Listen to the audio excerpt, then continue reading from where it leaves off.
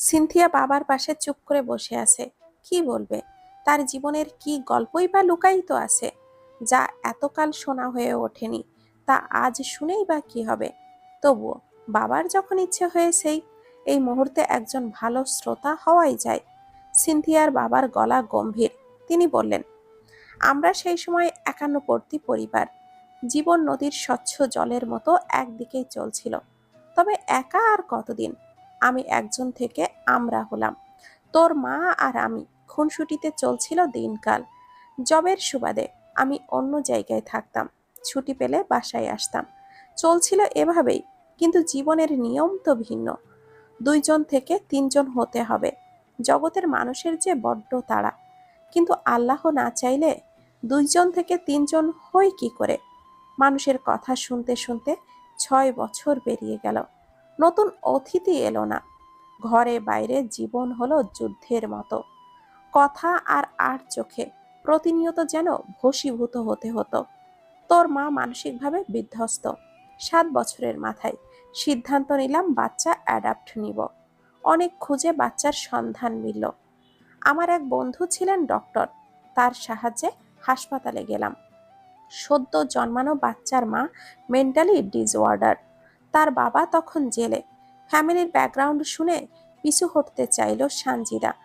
আমি বললাম, বাচ্চার কি দোষ? তোকে আমি এই 2 হাতে আঁকড়ে ধরে বুকে নিলাম। সেদিন প্রথম বাবা হওয়ার অনুভূতি পেয়েছি। সেদিন থেকেই তুই আমার মেয়ে, আমার মা। আমি বরাবরই চেষ্টা করেছি তোকে ভালো রাখার। জানি না কতটুকু পেরেছি। ওই সময়ের কিছু ঘটনা তোর জানা উচিত। তোর বাবার নাম ছিল শাহজাহান।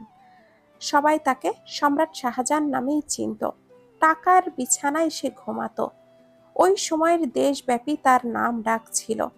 ছোট থেকে বড় সবাই এক নামে তাকে চিনত। দরিদ্র মানুষদের প্রতি তার সহানুভূতি ছিল অনেক। মানবতার ফেরিওয়ালাও বলা হতো তাকে। তার সুনামের কথা দেশব্যাপী জানতেন। একটা সময় আর্মির ঊর্ধ্বতন কর্মকর্তা তার পিছু লাগেন এবং তিনি অনেক প্রুফ বের করেন। এক পর্যায়ে মুখোশের আড়ালের মানুষটাকে তিনিই সবার সামনে প্রথমবার এক্সপোজ করেন। মানবতার ফেরিওয়ালা শাহজাহানের নামের সাথে যুক্ত হয় ক্যাসিনো সম্রাট। তিনি শহরের বিভিন্ন জায়গায় লুকিয়ে ক্যাসিনো চালাতেন। এটার এভিডেন্স উঠে আসলেও সম্রাট শাহজাহানের সাথে পেরে ওঠেন না আর্মির কর্মকর্তা। শুরু হয় জয় পরাজয়ের যুদ্ধ এবং তা চলে 5 থেকে 6 বছর। ওই সময়ে কর্নেল সম্রাট শাহজাহানকে জেল অবধি নিতে সক্ষম হন। শাহজাহানের হাত এত লম্বা ছিল, তার সাথে পেরে ওঠা দুষ্কর। তিনি বরাবরই কেসের বিপক্ষে প্রুফ দাঁড় করান।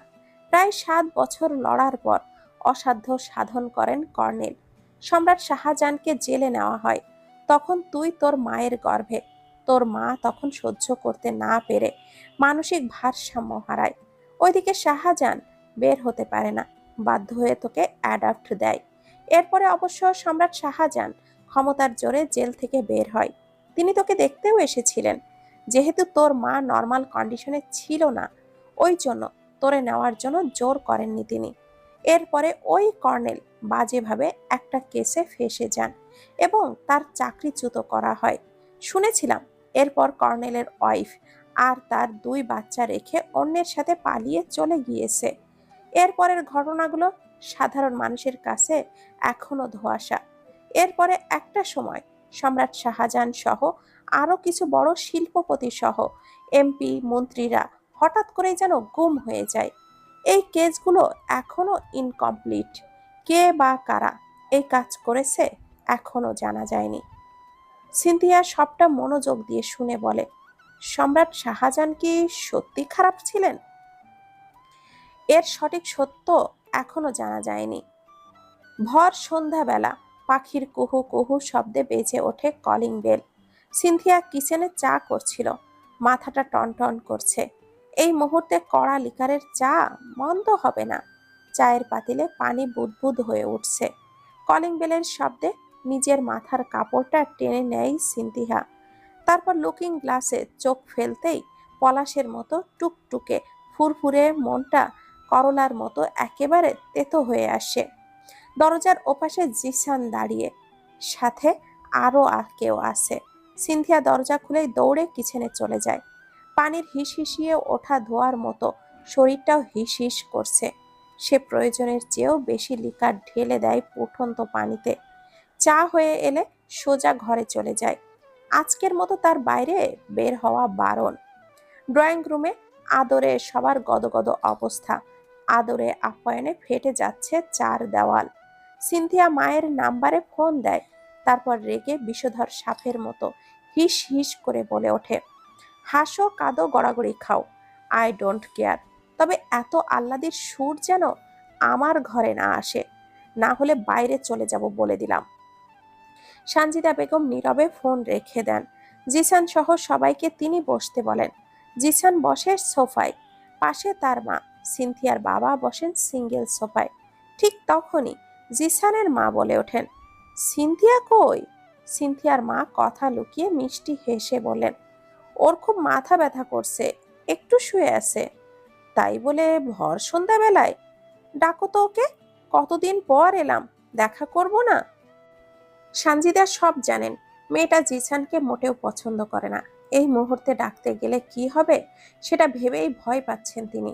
মেয়েটা এমনিতেই ট্রমার মধ্যে থাকে, এর মধ্যে কোনো প্রেসার দেওয়ার ইচ্ছে তার নেই। মেয়ে খেলা করুক, প্রয়োজনে ঘুড়ির মতো খোলা আকাশে উড়ুক, ওর ভালো থাকাটাই এখন প্রথম প্রায়োরিটি।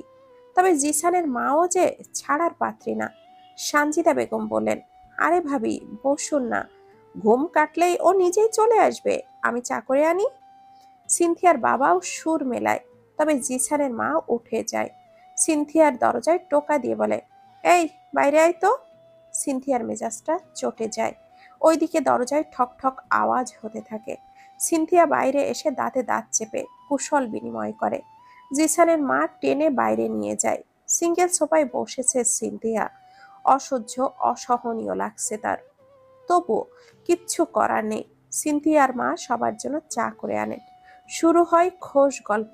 এক পর্যায়ে সিনথিয়ার বাবা জিসানের উদ্দেশ্যে বললেন, পিঠের কি অবস্থা এখন তোমার? পেইন আছে?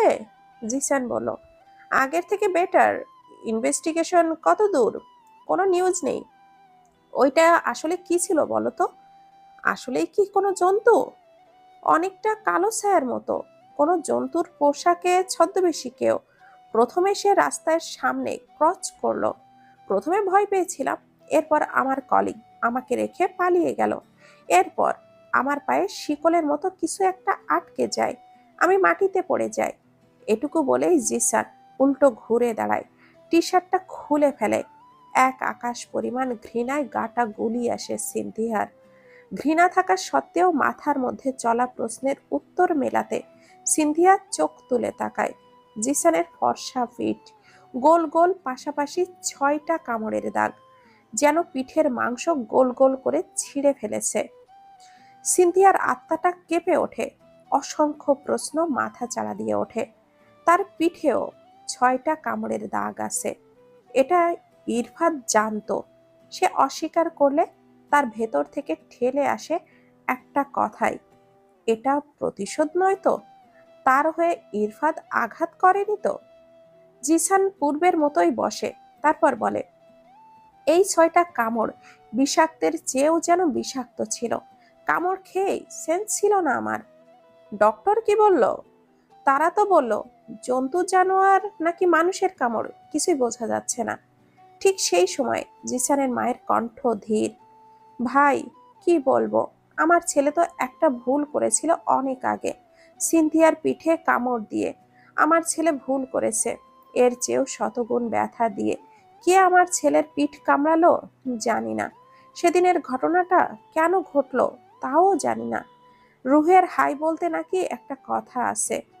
আমার একটাই ছেলে, আমি চাই না ওর উপরে আর কোনো কালো ছায়া আসুক। সিনথিয়ার মনে ওকে নিয়ে ক্ষোভ থাকতেই পারে, কষ্ট থাকতেই পারে, আমি চাই ওকে আমার জিসানের বউ করে নিতে। সিনথিয়ার মুখটা মেঘের মতো কালো হয়ে আসে। জিসানের মুখটা নিচু, হাঁটু ওপরে ঠেকানো হাত, মাথায় হাতে ভর করা। সে নিচু স্বরেই বলে, অনেক বড় ভুল করেছিলাম, আমি আমার ভুলটা শোধরানোর সুযোগ চাই। সিনথিয়া এক লাফে উঠে দাঁড়ায়, তার কণ্ঠে তোলপাড় করা সুর, আমি সবাইকে মাফ করেছি, বিয়ে করে কারোর ভুল শোধরানোর প্রয়োজন নেই বলেই হনহনিয়ে নিজের ঘরে চলে যায় সিনথিয়া। তারপর খট করেই দরজাটা লাগায়। শব্দে নড়ে চড়ে বসে সবাই। ড্রয়িং রুমে একে অপরের চোখে চোখ রেখে আবারও দৃষ্টি লুকায়। ড্রয়িং রুমে আধ বসা হয়ে ফোন স্ক্রল করছে শিশির। তিথির মামি আর কুটুস বসে বসে টিভি দেখছে। তিথি সবার জন্য চা আর স্ন্যাক্স নিয়ে আসে। কুট্টুস আর মামির জন্য টেবিলে ট্রে রেখে শিশিরের জন্য চা নিয়ে যায়। শিশির আধশোয়া অবস্থায় থেকে উঠে বসে চায়ের কাপটা ধরার অজুহাতে আলতো করে স্পর্শ করে তিথির হাত। তিথি শিউরে ওঠে, চোখ গোল গোল আকারে হয় আপনা আপনি। পেছন ফিরে এক পলক দেখে নেয় মামিকে। ব্যাস, লোডশেডিং। চোখের পলকে নিজের বউকে জাপটে ধরে শিশির। স্নিগ্ধ আলিঙ্গনে শিরশিরিয়ে ওঠে তিথির পায়ের তলা। হাতের তালু আর শূন্য হয়ে যায় পেট। বরফ সিক্ত অনুভূতিতে স্তব্ধ হয়ে দাঁড়িয়ে থাকে তিথি। মোবাইলের ফ্ল্যাশ জ্বলে ওঠে। কিঞ্চিত সময়ের মধ্যেই ঘটে যাওয়া অনুভূতির রেশ বুকের মধ্যে চলমান থাকলেও দুজন মানুষ এখন দুই প্রান্তে। বুকের মধ্যে অনুভূতিগুলো সমান তালে শব্দ তুলে বাজছে। তিথি বুকের কাঁপুনিতে শ্বাস বন্ধ করে রাখে। তাল মাতাল অনুভূতিতে বিভোর হয়ে বেসামাল হয়ে ডুবে যাচ্ছে তিথি। বিকালে সিনথিয়ার নামে একটা পার্সেল এসেছে, তবে খোলা বারণ ছিল। কেন, কি কারণ জানা নেই। অপেক্ষা শুধু ইরফাদের কলের। তুমুল শব্দে ভেঙে চুরে বেজে ওঠে সিনথিয়ার ফোন। ইরফাদের আশা কোনো কলই যেন মিস না হয়, এই জন্যই এমন ব্যবস্থা। ফোন ধরে সালাম বিনিময় করে। পরের কথোপকথন, পার্সেলটা কিসের, খুলে দেখো এখন। সিনথিয়া এক হাতে পার্সেলটা খোলে। সাদা ব্যাগের মধ্যে একটা কালো রঙের কিছু একটা। কাঁধ দিয়ে ফোনটা ঠেকিয়ে মেলে ধরে জিনিসটি। কালো রঙের বোরখা। সিনথিয়া বিস্মিত চোখে তাকায়, তারপর বলে, এসব কেন পাঠালেন? আমি নিজেই কিনে নিতাম। পরে নাও। তাই বলে বেশি কথা বলো না, পরে সোজা বাইরে চলে আসবে। প্রবলেম? না। স্নিকার্স পরো এর সাথে, নিকাব আর সাথে কালো কোনো সানগ্লাস। আই মিন তোমাকে যেন চেনা না যায়। সাথে তোমার ভাইয়ার দেওয়া ফোনটা আনবে। ওই রাস্তায় আজ সিসি ক্যামেরা লাগানো হয়েছে। Be careful. প্ল্যান অনুযায়ী কাজ করবে, ওকে? সিনথিয়া ইরফাদের কথা মতো প্রস্তুত হয়, তারপর বেরিয়ে যায়। রাস্তার মোড়ে গিয়ে গাড়ির অপেক্ষা করে। চোখ ঘুরিয়ে ঘুরিয়ে ইরফাদকে খুঁজে বেড়ায়। না ইরফাদকে দেখতে পায়, আর না কোনো গাড়ি দেখতে পায়। মনটা হঠাৎই কু ডাক দেয়। ইরফাদ তো বরাবরই আগে এসেই থাকে, আজ কেন আসছে না? বুকের মধ্যে ভয়গুলো দানা পাকাতে থাকে। দূরে একটা গাড়ি দেখা যাচ্ছে, তবে মেরুন রঙের। ইরফাদের গাড়ি তো এই রঙের না। সিনথিয়া এই গাড়িটি চেনে না। সিনথিয়া ভুরু তুলে অন্য গাড়ি আসছে কিনা দেখে। মেরুন রঙের গাড়িটি ঝড়ের গতিতে তার সামনে এসে থামে। সিনথিয়ার শ্বাস কিছুক্ষণের জন্য থেমে যায়। ভেতরের চেপে থাকা ভয়গুলো চেঁচিয়ে ওঠে। গাড়ির ড্রাইভিং সিটে বসা লোকটার বিধ্বস্ত মুখ আর চোখে কালো রঙের গগলস, স্টিয়ারিং এ রাখা হাত দুটোতে গ্লাভস, মাথায় হুডি টানা। সিনথিয়া ভয় চেপে অন্যদিকে পা বাড়ায়। তখনই গাড়ির দরজাটা ধাক্কা দিয়ে খোলে। সিনথিয়ার বুকটা ধক করে ওঠে। শূন্য হয়ে যায় মাথাটা। তার মনে হয় বিপদ সংকেত। তাকে পালাতে হবে, বাঁচতে হবে। শূন্য মস্তিষ্কে তালমাতাল হয়ে সামনের দিকে ছোটে সিনথিয়া। পেছনের গাড়িটি তার চেয়ে দ্বিগুণ জোরে ছোটে তার পিছু পিছু। তিথি বিছানায় শরীর মেলিয়ে দিয়ে শুয়ে আছে। বুকের মধ্যে কাঁপুনি ধিরিম ধিরিম করে এখনো বেজেই চলেছে। তার সাথে বেড়েই চলেছে শিশিরকে আরেকবার স্পর্শ করার সুপ্ত ইচ্ছা। তবে আজ রাত তো অপেক্ষায় অপেক্ষায় কেটে যাবে। সে কি কোনো দিন অধিকার নিয়ে সবার সামনে তার প্রিয় মানুষটির সাথে কথা বলার সুযোগ পাবে? কখনো কি এমন সুযোগ আসবে? কখনো কি মামি মেনে নিবে? কখনো কি অধিকার নিয়ে শিশিরের ঘরে একটা পূর্ণ রাত থাকতে পারবে? তার বুকে মাথা রেখে কি কোনো দিন ভোরের সূর্য দেখা হবে? নাকি গোপনে সাজানো সুখের আশ্রয় গোপনেই থেকে বিলীন হয়ে যাবে? সিনথিয়ার গলাটা শুকিয়ে যাচ্ছে। কে তার পিছু নিল? এমন তো হওয়ার কথা ছিল না। তাহলে ইরফাদের কি কোনো বিপদ হলো? সিনথিয়া ঝড়ের গতিতে দিক বিদিক শূন্য হয়ে দৌড়ায়। মাঝখানে একবার পেছনে ফিরে চায়। গাড়ি তার চেয়েও গতি নিয়ে ছুটছে, আর তার রক্ষা নেই, শ্বাসরোধ হয়ে আসে। ঠিক সেই সময় গাড়িটি তার পাশাপাশি, তারপর হাওয়ার গতিতে তার সামনে। চোখের পলক ফেলার আগেই গাড়ির দরজা খুলে বাইরে আসে মুখোশধারী লোকটি। দীর্ঘদেহী, লম্বা চওড়া লোকটা, আপাদমস্তক কালো পোশাকে ঢাকা। কালো রঙের পোশাকটির পেছনের দিকে মাটি ছুঁয়েছে, অনেকটা গল্পের জগতের ভ্যাম্পায়ারের মতো। মুখে ভয়ানক মাস্ক পরা, চোখে গগলস। আর সিনথিয়া কাপা কাপা গলায় বলে, কে আপনি? বলা মাত্রই লৌহ কঠিন হাতের মুষ্টিবদ্ধ হয় সিনথিয়ার হাত। সিনথিয়া নিজের রপ্ত করা কৌশল প্রয়োগ করে।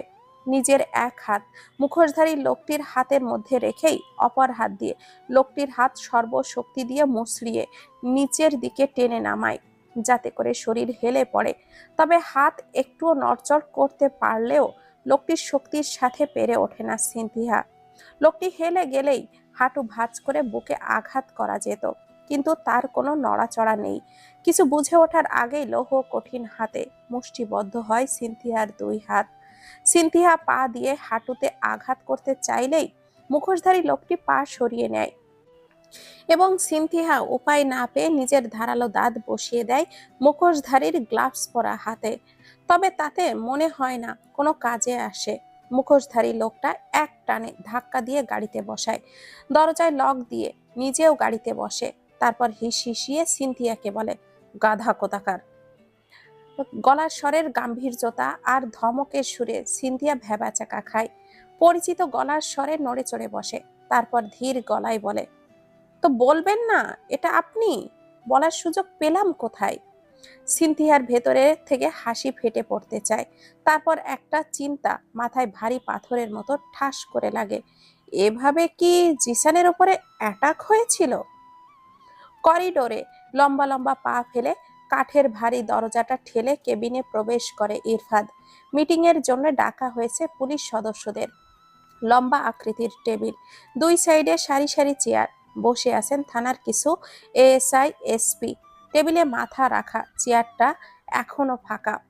ইরফাদ নিজের জায়গায় গিয়ে বসে। প্রভাত রঞ্জন সরকার আসেন 30 সেকেন্ড পরেই। সকল ফর্মালিটি শেষে শুরু হয় আলোচনা। ইরফাদ দেওয়ালে টানানো ডিজিটাল বোর্ডে আনসলভ ক্রাইমগুলো লেখে। তার মধ্যে সম্প্রতি দুটো মার্ডার হয়েছে, যার কোনো ক্লু নেই। লাস্ট মার্ডার হয়েছিল বিষক্রিয়ার মাধ্যমে, তবে বিষ প্রয়োগের প্রসেসটাও এখনো কেউ ধরতে পারেনি। সূক্ষ্ম ও দক্ষ হাতে করা মার্ডারের পেছনে সবটাই ধোঁয়াশা। ওপরের মার্ডারগুলোও রাতের আধারে জিসানের ওপরে অ্যাটাকের বিষয়টা স্কিপ করে যায় ইরফাদ। পুরানো একটা মাত্র বড় কেস হলো রাইহান রাফি। তিনি এখনো নিরুদ্দেশ, বাকি তরুণগুলো এখনো নিখোঁজ। কেসটির বিষয়ে নিজস্ব বক্তব্যে রাখে ইরফাদ। রাইহান রাফির গুম আর তরুণগুলো মিসিং, এই দুটো কোনো না কোনোভাবে রিলেটেড। আর রাইহান রাফির কিডন্যাপিং হওয়া আর মিস সিনথিয়া ইবনার সাথে ফেসে যাওয়া হয়তো প্রি প্ল্যান্ড। হয়তো সবকিছুর আড়ালে লুকিয়ে থাকা ডেভিল এটাই চেয়েছে। রাফি কিডন্যাপ হোক, মেয়েটি ফেসে যাক, আর কেসটা ক্রিটিক্যাল হয়ে আমার কাছেই আসুক। আমার আর ভিকটিমের একটা সহজ কমিউনিকেশন থাকুক, যাতে করে তার মাধ্যমে আমাকে ট্রাপে ফেলা যায়। মাথা নিচু করে পুরো বিষয়টা একবার গেঁথে নেয় জাবির। তারপর সব সাজিয়ে নিয়ে বলে, স্যার, কোশ্চেন, যদি আপনাকে ধরাই তাদের মূল উদ্দেশ্য হয়, তারা অন্য পথ বেছে নিত। বাকিরা মাথা ঝাঁকিয়ে সম্মতি দেয়। ইরফাদ 2 পা এগিয়ে আসে।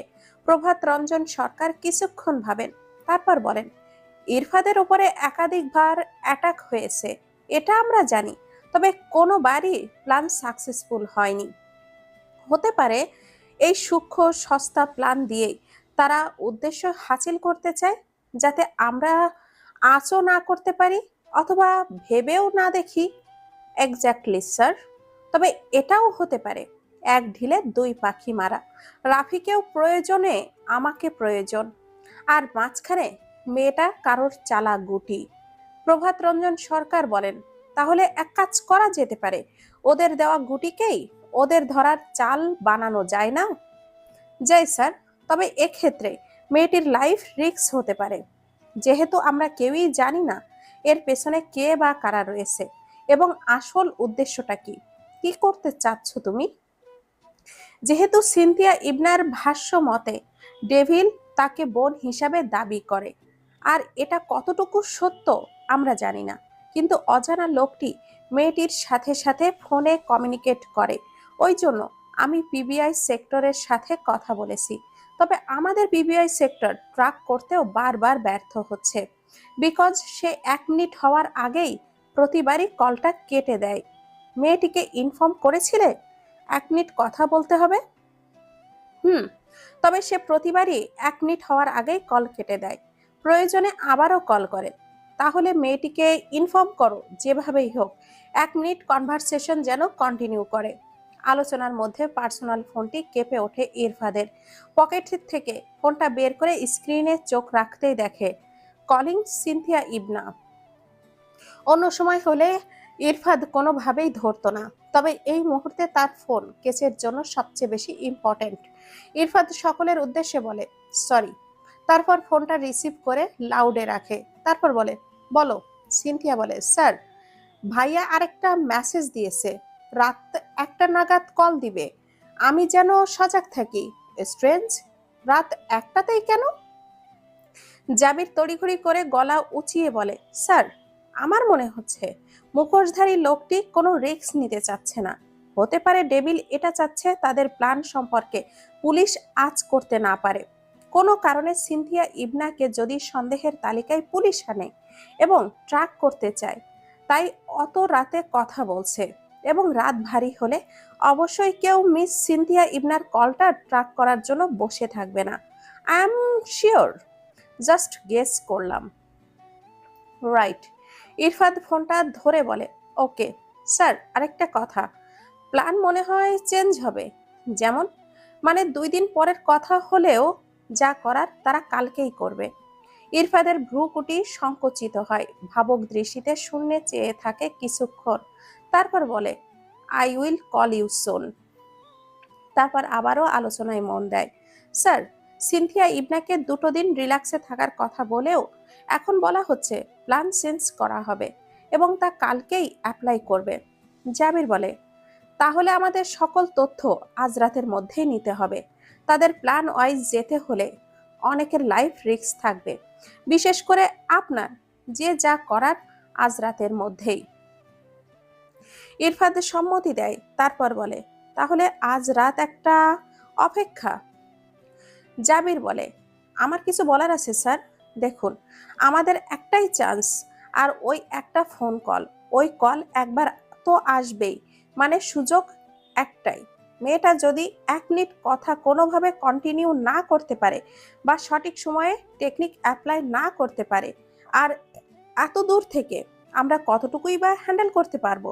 আমার মনে হয় ওই টাইমে মেয়েটি আমাদের কাছাকাছি বা আমাদের টিমের কাছাকাছি থাকলে বেটার হতো।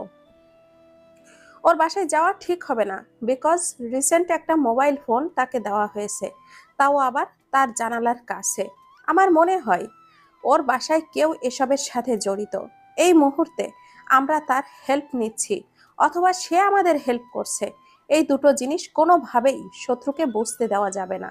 তাহলে প্ল্যান চেঞ্জ হবে, আমাদের সকলের জন্য এই বিষয়টি রিস্ক হয়ে যাবে। যেহেতু একটা ডিভাইস শত্রুপক্ষ থেকে দেওয়া হয়েছে, অবশ্যই এর কোনো না কোনো কারণ আছে। হতেই পারে তাকে সবসময় ফলো করা হচ্ছে, কোথায় যায়, কার সাথে কথা বলে। হতে পারে তাহলে তো বাইরে আনাও রিস্ক হয়ে যায়। ট্র্যাক করলেই যে ও জানতে পারবে মেয়েটি কোথায়। ওয়েট, আমি পিবিআই ডিপার্টমেন্টের তনয়কে কল করে নিচ্ছি। একটা কক্ষে নির্দিষ্ট জায়গা ফাঁকা রেখে পরপর রাখা লেটেস্ট মডেলের ডেস্কটপ স্ক্রিনে চলছে নিউজ, স্যাটেলাইটের ইমেজ, আর কিছু স্ক্রিনে রেকর্ডিং, আর এর তরঙ্গের ঢেউ খেলানো তরঙ্গ। কানে হেডফোন গুজে তরুণ থেকে বয়স্ক চোখেই শুধু অজানা সত্যিকে বাইরে আনার প্রয়াস। সবাই নিজের কাজে ব্যস্ত। ইরফাদ ডায়াল করে, ফোন রিসিভ করে তনয়। তারপর জি স্যার বলুন। সিনথিয়া ইবনার সিমে আসা কলগুলো ট্র্যাক করা যায়নি, সো আমরা চাচ্ছি তাকে আমাদের কাছাকাছি রেখে প্ল্যানটা সাকসেস করতে। ইয়া শিওর, কিন্তু ডিভাইসটা তো অজ্ঞাত কোনো লোকের দেওয়া, ট্র্যাকিং সিস্টেম চালু থাকতে পারে। ডোন্ট ওয়ারি, মেয়েটিকে আপনাদের লোকেশনে আনুন, বাকিটা দেখছি। ওকে, বিফোর 1 AM। Okay sir. বর্তমান মুখোশধারী লোকটি একটানে ধাক্কা দিয়ে গাড়িতে বসায়, দরজায় লক দিয়ে নিজেও গাড়িতে বসে। তারপর হিসিয়ে সিনথিয়াকে বলে, গাধা কোথাকার। গলার স্বরের গাম্ভীর্যতা আর ধমকের সুরে সিনথিয়া ভ্যাবাচাকা খায়। পরিচিত গলার স্বরে নড়ে চড়ে বসে, তারপর ধীর গলায় বলে, তো বলবেন না এটা আপনি? বলার সুযোগ পেলাম কোথায়? সিনথিয়ার ভেতরে থেকে হাসি ফেটে পড়তে চায়। তারপর একটা চিন্তা মাথায় ভারী পাথরের মতো ঠাস করে লাগে। এভাবেই কি জিসানের উপরে অ্যাটাক হয়েছিল? প্রশ্নের উত্তর খোলা চোখে খুঁজে বেরোয়। যদি তাই হয়, তাহলে এর সাথে আরো কিছু প্রশ্ন জুড়ে যায়। কেন জিসানের উপরে অ্যাটাক হলো? অ্যাটাক হওয়া না হওয়া তো স্বাভাবিক, তবে 6টা কামড় কেন দিল? তাহলে কি তার খারাপ সময়টা ইরফাদের মনে দাগ কেটেছিল? সে কি প্রতিশোধের নেশায় এই কাজটা করলো? আর প্রতিশোধ, রাগ, ক্ষোভ তো ভালোবাসা থেকেই আসে। ভালোবাসার মানুষের প্রতি আঘাত অপর পৃষ্ঠের মানুষ কখনোই সহ্য করতে পারে না। নাকি সে শুধু তার দায়িত্ব থেকেই এই কাজটা করলো? প্রশ্নেরা মৌমাছির মতো ঝাঁক বেঁধে তাড়া দেয় তাকে। ইরফাদ ফুল স্পিডে গাড়ি চালায়। 30 মিনিটের মধ্যে একটা সেফ জোনে পৌঁছায়। নিজের মুখের মাস্কটা খুলে ফেলে। গাড়িতে হলদেটে আলো জ্বলছে। মুখোশের আড়ালের মানুষটা বাইরে চলে আসে। পেশিবহুল টান টান দেহে আটসাট ভাবে লেগে আছে কালো রঙের টি-শার্ট। মেদহীন দীর্ঘদেহী মানুষটার ফোলানো হাতের পেশির ওপরে স্লিপ শেষ হয়েছে, আর শক্ত গোলাকার হাতের কবজিতে ঢিলেঢালা রূপালি শিকল। এলোমেলো হওয়া চুলগুলো আঙ্গুলি চালায় ইরফাদ। এতক্ষণে পড়ে থাকা খোলসটা খুলে ছুঁড়ে মারে পেছনে। তখনই এতক্ষণের খোলসের আড়ালে চাপা পড়া পারফিউমের ভেজা ভেজা নরম কোমল স্নিগ্ধ সুবাস ধেয়ে আসে সিনথিয়ার দিকে। চোখ বন্ধ হয়ে যায় সিনথিয়ার। ঘুমাচ্ছ কেন? কথাটি বলা মাত্রই আঁতকে ওঠে সিনথিয়া। অন্যের বাগানের ফুলের সুবাস নেওয়ার অপরাধে তার গর্দান যায় কিনা সে তড়িঘড়ি করে বলে, না না, কই ঘুমাচ্ছি না তো। ভালোই তো, জেগে থাকার অভ্যাস আছে। তা সেদিন কি গাড়িতে ঘুমিয়েছিলে নাকি ড্রামা, মিস ড্রামা কুইন? সেদিনের স্মৃতিচারণ করে চুপসে যায় সিনথিয়া। লোকটা ওটাও বুঝে নিল, কিন্তু পরবর্তী সময়ে তো সে সত্যিই ঘুমিয়েছিল। সে তৎক্ষণাৎই বলে, আমি যদি না ঘুমাতাম, আপনার সাথে সেদিন কি হয়েছিল অবশ্যই আমি জানতাম। ঘুমিয়েছিলাম এটা sure. Absolutely right. I know তুমি ঘুমিয়েছিলে। কথার আগামাথা বুঝতে পারে না সিনথিয়া। তার মনে কি বোঝাতে চাইছে। সে ঘুমায়নি তাও বলল, আবার ঘুমিয়েছিল তাও বলল। কাহিনী কি? সবটা তার প্ল্যান করা। ইরফাত দরজা ঠেলে বাইরে বের হয়। মেদহীন পেটের কাছে কুঁচকে থাকা টি-শার্টটা হাত দিয়ে টেনে নামায়। ফোনটা কানে রেখে বলে, কয় মিনিট? অপর পাশের উত্তর শুনে ফোনটা কেটে দেয়। 1 মিনিটের মধ্যেই আরেকটা গাড়ি পাশাপাশি থামে।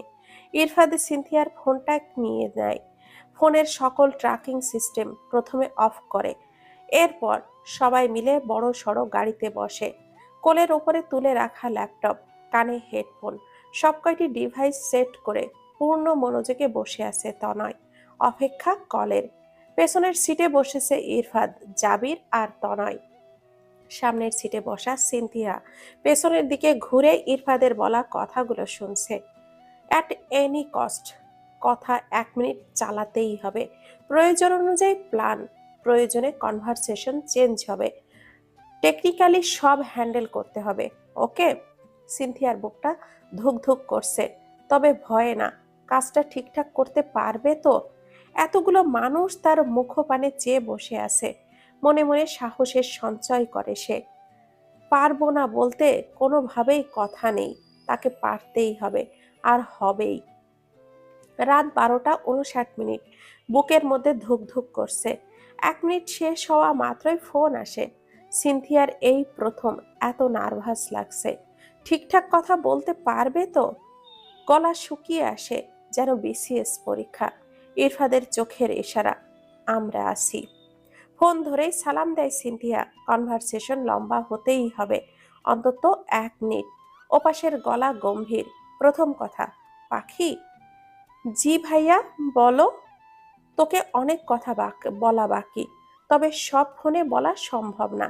কাল যদি প্ল্যান সাকসেসফুল হয়, তোকে জানাবো আমাদের সুখী পরিবার কিভাবে জানোয়ারটা নষ্ট করেছে। কার কথা বলছো ভাইয়া? ইরফাদ সিনহা, এসপি। সাথে সাথে সিনথিয়ার চোখ দুটো লাইটের মতো দপ করে জ্বলে ওঠে। মাথার প্রতিটা নিউরনে ইরফাদ আর ইরফাদ। কি সত্য লুকিয়ে আছে? কে কাকে গুটি করে খেলছে? তার ভাই নাকি ইরফাদ? নিলয়ের বলা ছোট্ট এই কথাটুকু ভেতরে জ্বালা ধরায়। সত্য মিথ্যার যাচাই করতে পারে না মস্তিষ্ক। দূরে কোথাও থেকে ছোড়া ভারী পাথরের ঢিলের মতো কথাটা মায়ার আঘাত করে। ইরফাদের জন্যই কি তার পরিবার ছিন্ন বিচ্ছিন্ন? গলা ধরে আসে সিনথিয়ার, ভেজা গলায় বলে, কি বলছো? এই যুদ্ধ শুধু আমার না রে, এই যুদ্ধ তোরও। সর্বোচ্চ ট্রাই করবি, মনে রাখিস, সবচেয়ে সহজে এই হিংস্র সিংহকে খাঁচায় তুলতে একমাত্র তুই পারিস। সিনথিয়ার হেলদোল নেই, মাথায় প্রশ্নেরা ঝাঁক বেঁধে আছে। কথা বলতে ভুলে যায় সিনথিয়া। ওপাশ থেকে বলে, ওকে, আমি বেশিক্ষণ কথা বলতে পারবো না। প্ল্যান আগের মতোই, লোকেশন টেক্সট করব সময় হলে। ইরফাদ তনয়ের দিকে তাকায়, সে আঙ্গুলের ইশারায় বোঝায় আর 10 সেকেন্ড। ইরফাদ সিনথিয়ার চোখে চোখ রেখে ইশারা করে, আর 10 সেকেন্ড কথা বলো। এদিকে সিনথিয়া আনমনা হয়ে অন্য জগতে চলে যায়। তার বাবা নেই, মা কোথায় জানাও নেই, ভাইটাও ঠিকানাহীনদের মতো করে এখানে ওখানে পড়ে আছে। এর জন্য ইরফাদ দায়ী? আর সে কিনা সেই লোকটাকে ভালোবেসে ফেললো। ইরফাদ হাতের ইশারা দেয়, সিনথিয়ার কোনো হেলদোল নেই। ইরফাদ রাগে ক্রোধে হাতের মুষ্টিটা পাকিয়ে লেদারের সিটে শক্ত করে ঘুষি দেয়। সিনথিয়া সহ সবাই কিছুক্ষণের জন্য কেঁপে ওঠে। ইরফাদের চোখ দুটোতে ভেসে ওঠা কথাগুলোতে বাস্তবে ফেরে সিনথিয়া। মনে পড়ে তাকে 1 মিনিট কথা বলতে হবে। সে তড়িঘড়ি করে ডাকে, ভাইয়া ভাইয়া শোনো, এসপি। এরই মধ্যে টু টু শব্দে বেজে যায়। সিনথিয়া ভয়ে সিটিয়ে যায়। এসপি তারে আজ মুরগির মতো ছুলবে। হাত অযথায় কাঁপতে শুরু করে। ইরফাদ মাথা নিচু করে কয়েকবার আঙ্গুলি চালায় মাথায়। রাগটা নিয়ন্ত্রণে আনা দরকার।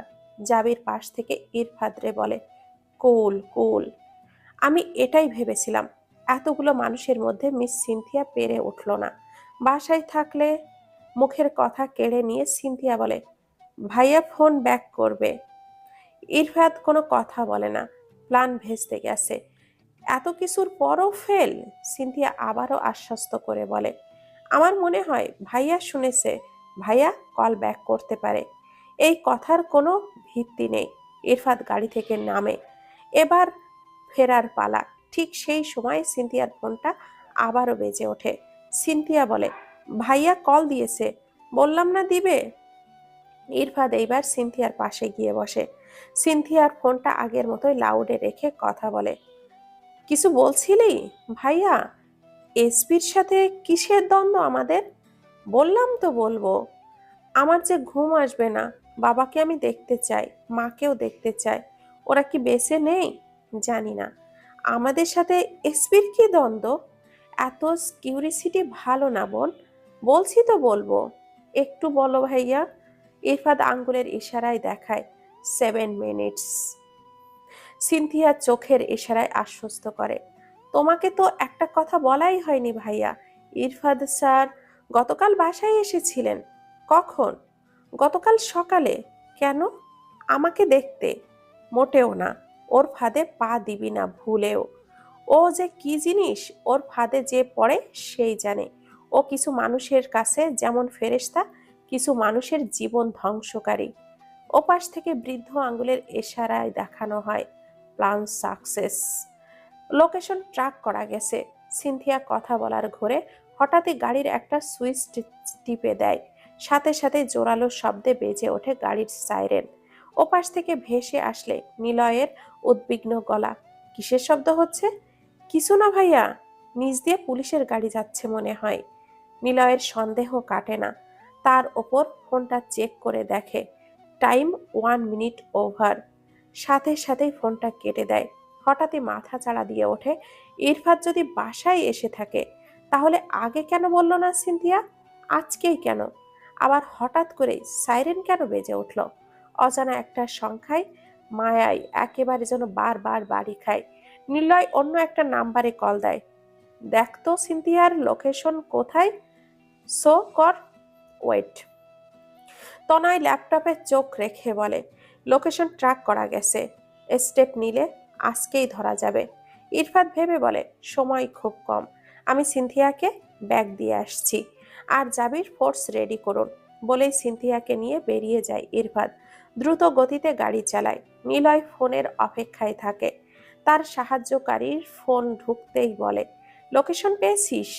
না স্যার, মিস সিনথিয়াকে ট্র্যাক করা যাচ্ছে না তো। ফোন রাখে নিলয়, সাথে সাথে অন্য জায়গায় ফোন দেয়। সিনথিয়া কোথায়? আমি কি করে বলবো? দেখো কোথায়। এত রাতে সম্ভব না, দেখতেই হবে অ্যাট এনি কস্ট। আচ্ছা দেখছি। জিসান সরাসরি মুগ্ধকে কল দেয়। তারপর 5টা কলের পর মুগ্ধ ফোন ধরে।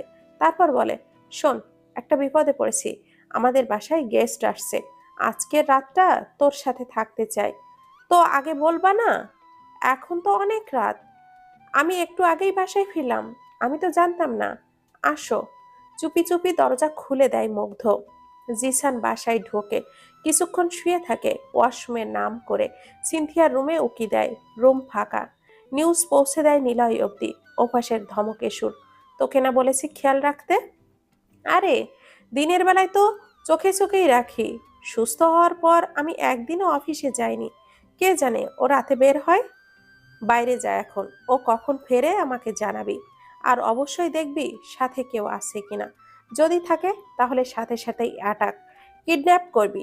এটাই হবে মাছের তেলে মাছ ভাজা। সিনথিয়াকে চেনেন? আমি করব কিডন্যাপ। আমার মতো 5-6 বছর জনকেও একাই কুপকাত করে দিবে ও। ডোন্ট প্যানিক, প্রফেশনাল লোক পাঠাচ্ছি, তবে প্ল্যান মিস করা যাবে না। ইরফাদ নিস্তব্ধ, নীরবে গাড়ি চালায়। সিনথিয়াও নীরব, মনে অসংখ্য প্রশ্ন কিলবিল করছে, তবে প্রশ্ন করার সাহস তার নেই। ইরফাদ সব বুঝে নেয়, শুধু ধীর শান্ত গলায় বলে, গল্পের ওপর পৃষ্ঠা না শুনে কখনো কাউকে জাজ করতে নেই। সিনথিয়া পাশ ফিরে তাকায়, মনের মধ্যে প্রশ্ন, কি বোঝাতে চাইছে ইরফাদ? ঠিক তখনই গাড়ি থামায় ইরফাদ, তারপর বলে, নামো। সিনথিয়া রাস্তার মোড়ে নেমে যায়। 1 মিনিটের রাস্তা সে একাই যেতে পারবে। ইরফাদ তারপরও বলে, পারবে? সিনথিয়া মাথা নাড়ায়। মন মরা সিনথিয়াকে দেখে কেন যেন মায়া লাগে ইরফাদের। সে পেছনে ফিরে তাকায়, তারপর 2 আঙ্গুলের ওষ্ঠধরের সামনে ছাড়িয়ে ইশারা করে বলে, স্মাইল। সিনথিয়া হালকা ঠোঁট ছড়ায়। মুখোশধারীদের মধ্যে একজন নিলয়কে কল দেয়। বস, একটা গাড়ি থেমেছে মোড়ে, মেয়েটি বোরখা পরা, আর কেউ আছে? তবে গাড়িতে। ছেলে নাকি মেয়ে? ছেলে হবে, ভালোই উঁচু, তবে মাথায় হুডি দেওয়া। আর ভাবতে হবে না, অ্যাটাক। ছেলেটি কেউ না, শুধু সিনথিয়া। পাগলা ঘোড়ার মতো করে ইরফাদ ছুটে যায় কাঙ্ক্ষিত লোকেশনের দিকে। সাথে আছে জাবির, আছে পুলিশ সদস্য। হোটেলের 5তলার 221 নাম্বার কেবিন। হাতে রিভলভার, নিঃশব্দে পা ফেলেছে সবাই। প্রায় গুনে গুনে 10টা সিঁড়ি পার হয়। দরজার ওপাশে ওপাশে চুপচাপ দাঁড়ায় সবাই। একজন দরজায় টোকা দেয়, কিন্তু ভেতর থেকে কোনো সাড়া শব্দ পায় না। দরজার নব ধরতেই দরজা আপনা আপনিই খুলে যায়। হাতে রিভলভার তাক করেই সাবধানে পা ফেলে সবাই। বিশাল আকার কক্ষে একটা বিছানা, একটা সোফা, তবে রুমটা শূন্য। বিছানার ওপর একটা অডিও রেকর্ডার, প্লে করতেই হাসির শব্দ। নিস্তব্ধ নিঝুম রাত, নেই যান্ত্রিক কোনো শব্দ। গাছের পোকাগুলো কুটকুট করে শব্দ করছে। সিনথিয়া সোজা হাঁটতে থাকে। এদিকে দুষ্টের দল ওত পেতে আছে রাস্তার 2 ধারে, সাথে জিসান।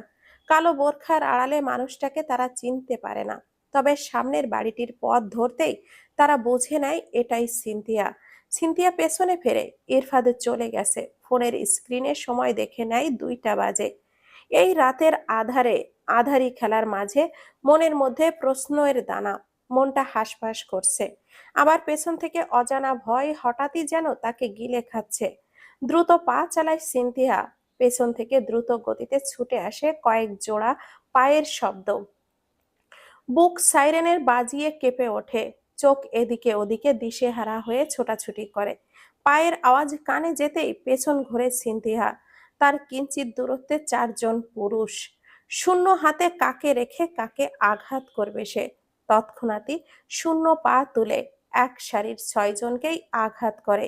4 জন পিছিয়ে গেলে সে বাসার ভেতরে যাওয়ার জন্য দৌড় দেয়। হঠাৎ মনে পড়ে বাসার গেট তালা দেওয়া। সে চাইলেও এত দ্রুত খুলতে পারবে না। জোরালো শব্দে চিৎকার দেয় সে। তবে সেই চিৎকার মুখ থেকে বের হয় না। কারোর বলিষ্ঠ হাতের আড়ালে চাপা পড়ে। হাতের কনুই দিয়ে বুকে আঘাত করে পেছনের মানুষটিকে, পা দিয়ে হাঁটুতে। তবে বলিষ্ঠ হাতের কাছে পেরে ওঠে না। চোখ ফেটে জল বের হতে চায়। না কথা বলতে পারে না, না ছুটতে পারে। তবুও নিজের সর্বশক্তি দিয়ে কামড়ে দেয় হাতে। পেছন ঘুরে বসে। হাত মাটিতে রেখে মুহূর্তে পা ঘুরিয়ে সামনের লোকটিকে ফেলে দেয়। উঠে দাঁড়াতেই পেছন থেকে একজন শক্ত হাতে মুখে রুমাল চেপে ধরে। রুমালে থাকা মেডিসিনে চোখ বন্ধ হয়ে যায় আপনা আপনি। শরীর অসাড় হয়ে আসে। জ্ঞান হারানোর পূর্ব মুহূর্তে সিনথিয়া বন্ধ চোখে বলিষ্ঠ ও দীর্ঘদেহী সুদর্শন পুরুষের স্নিগ্ধ মুখটা ভেসে ওঠে। সে কি কখনো জানবে সিনথিয়া নেই? অডিও ক্লিপ অন করে ইরফাদ। হিংস্র টাইগার, নিজেকে খুব চালাক মনে করিস? কি ভেবেছিলি আমার পাতা জালে আমাকে ফাঁসাবি? কিন্তু তুই তো নিজেই ফেঁসে গেলি। ভেবে দেখ, এখন মেয়েটিকে বাঁচাবি নাকি তুই নিজে বাঁচবি? ইরফাদ তখনই মাথায় আসে সিনথিয়াকে রাস্তার মোড়ে নামিয়ে দিয়ে এসেছে। একবার ফোন দিয়ে শোনা হয়নি। দূর থেকে অজানা আশঙ্কা বাতাসের চেয়ে তীব্র গতিতে ছুটে আসে। মাথা ঝনঝন করে ওঠে। সহজ ভেবে সে তো কঠিন জালে ফেসে গেল। ভেবেই তো দেখা হয়নি ওই সামান্য ছদ্মবেশ আজ কি সিনথিয়াকে রক্ষা করতে পারবে? পাথর শক্ত মন দুলে ওঠে। তার জন্য মেয়েটিকে না জানি কোন বিপদের সম্মুখীন হতে হয়। তাড়াতাড়ি করে ফোনটা বের করে ইরফাদ। তারপর কল দেয়। পরপর 5টা কল। তাকে এটাই বলে নাম্বারটি বন্ধ আছে। রাতের আধারে জানালা দিয়ে আসা দমকা বাতাসে দোল খায় ইরফাদের চুল। যেন কোনো এক ঝড়ের আভাস। সবার মধ্যে দাঁড়িয়ে খুবই শূন্য লাগে ইরফাদের।